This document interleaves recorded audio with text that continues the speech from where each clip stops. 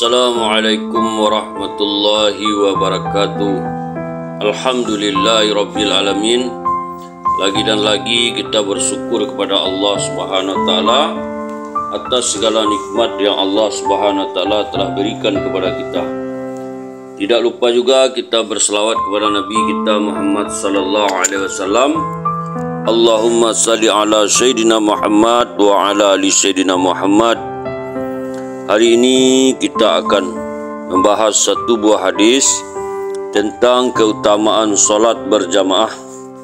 Sebelum kita membahas hadis ini, jangan lupa di subscribe, like dan komen konten ini. Dari Abu Hurairah radhiyallahu anhu berkata bahwa Rasulullah sallallahu alaihi wasallam bersabda, barang siapa yang berwuduk dengan sempurna kemudian pergi ke masjid untuk solat berjamaah dan ia dapati orang-orang telah selesai solat berjamaah, maka Allah memberinya pahala seperti pahala orang yang menyertai solat berjamaah tanpa mengurangi sedikit pun pahala mereka. Hadis riwayat Abu Daud, Nasa'i dan Hakim At-Targhib. Betapa besar karunia dan anugerah Allah SWT dengan berusaha untuk solat berjamaah saja.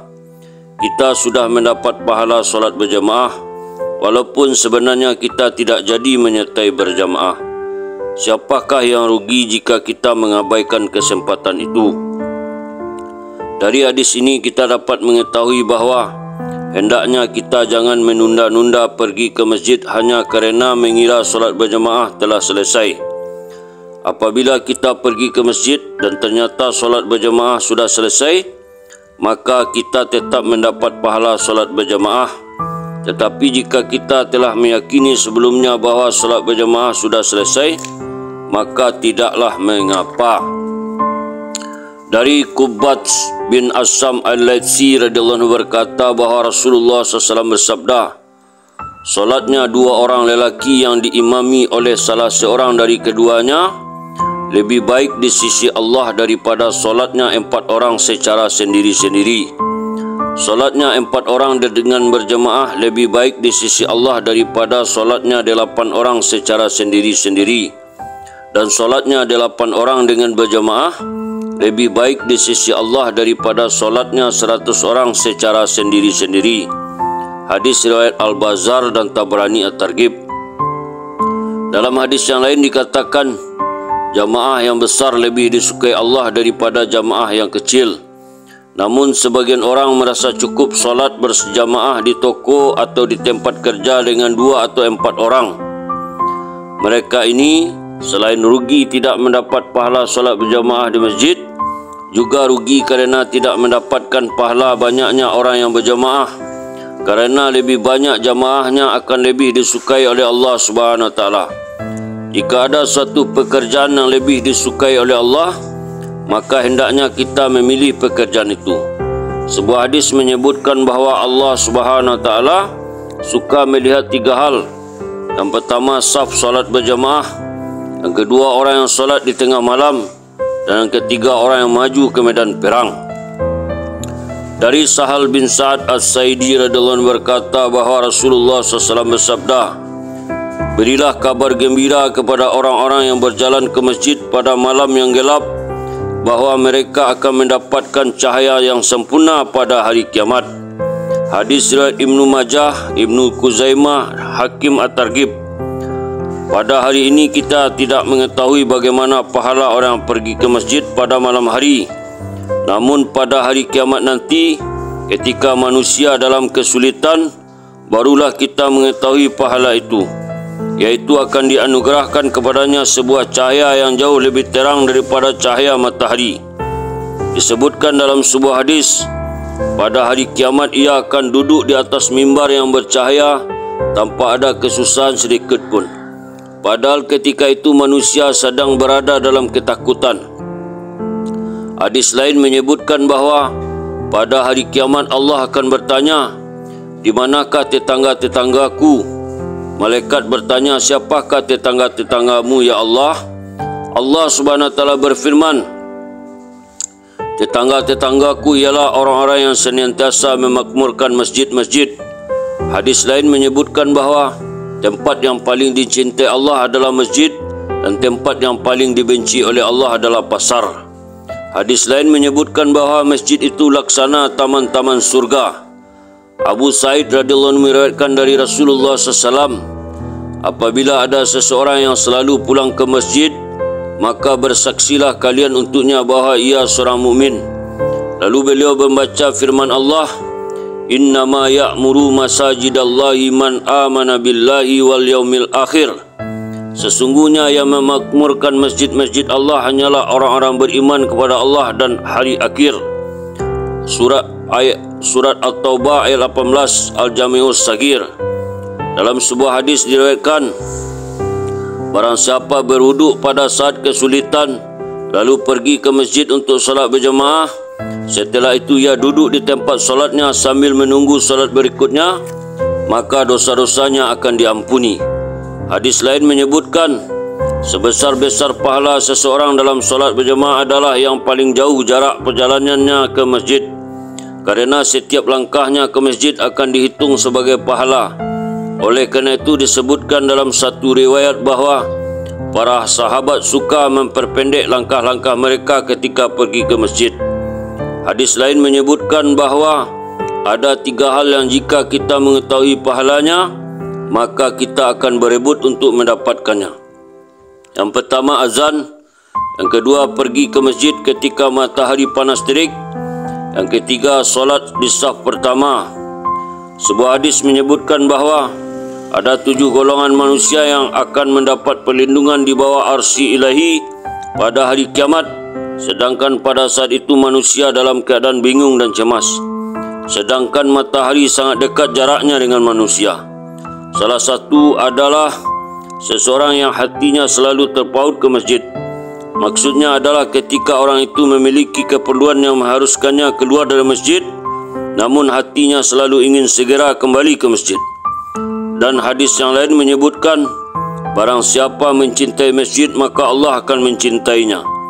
Setiap syariat agama yang diturunkan Allah Subhanahu wa taala mengandung banyak keberkahan dan kebaikan serta pahala yang tidak terkira. Di balik syariat itu Allah Subhanahu wa taala menyembunyikan berbagai kemaslahatan atau kebaikan yang sangat sulit kita ketahui, dan hanya Dia saja yang mengetahui rahasia itu. Kemaslahatan itu akan dikaruniakan Allah Subhanahu wa taala kepada setiap orang yang sesuai dengan kemampuannya. Semakin tinggi kemampuan seseorang, maka semakin banyak ia mengetahui kemaslahatan yang Allah berikan di balik perintah itu. Mengenai rahasia-rahasia yang terkandung dalam solat berjamaah, banyak alim ulama yang telah menuliskannya. Dalam kitab Hajatul Balighah, Syekh Waliullah rahmatullahi menulis, agar kita terhindar dari kebinasaan kerana adat istiadat yang buruk, maka tak ada cara yang lebih baik kecuali kita jadikan ibadah sebagai kebiasaan di tengah masyarakat, sehingga dapat diamalkan oleh seluruh lapisan masyarakat, baik yang pandai maupun yang bodoh, penduduk kota ataupun penduduk desa, semuanya berlomba-lomba dalam beramal. Apabila ibadah telah menjadi kebiasaan umum di masyarakat, maka sangat mustahil ia dapat dipisahkan dari keperluan kita. Jika hal itu tercapai, niscaya akan menguatkan ibadah kita sehingga kebiasaan yang pada mulanya menarik ke arah keburukan akan menarik ke arah kebaikan. Tidak ada amal apapun yang lebih diperhatikan dan lebih kuat dalilnya daripada solat. Oleh kerana itu, kitalah yang harus pertama kali menjadikan solat sebagai kebiasaan kita, lalu mengajak orang lain agar mereka pun menjadikan solat sebagai kebiasaan mereka. Hendaknya kita sepakat mengadakan suatu pertemuan untuk mengusahakan agar solat menjadi suatu kebiasaan.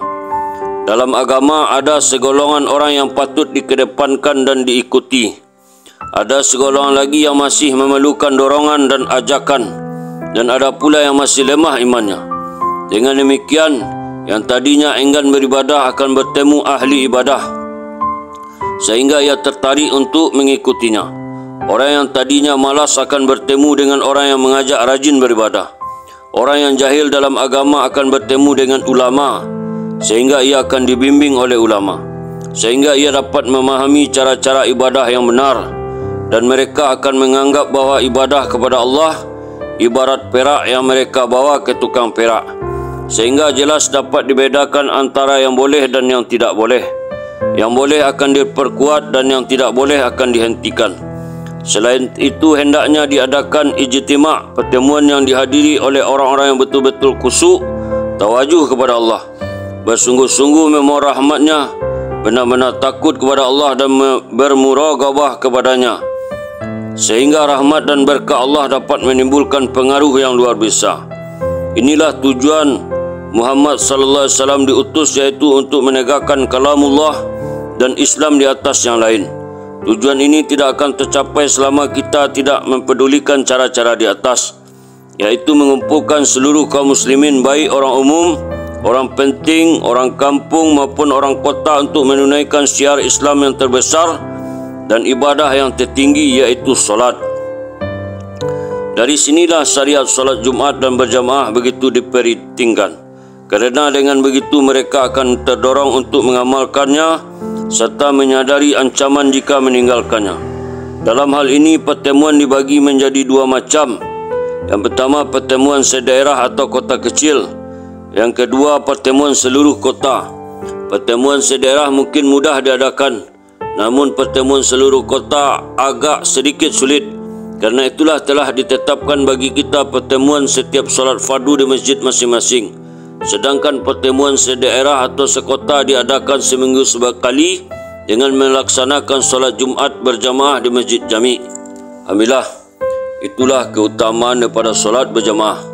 Semoga dengan kita mendengar hadis, pembahasan hadis ini, semoga kita dapat atau ada kekuatan untuk mengamalkan.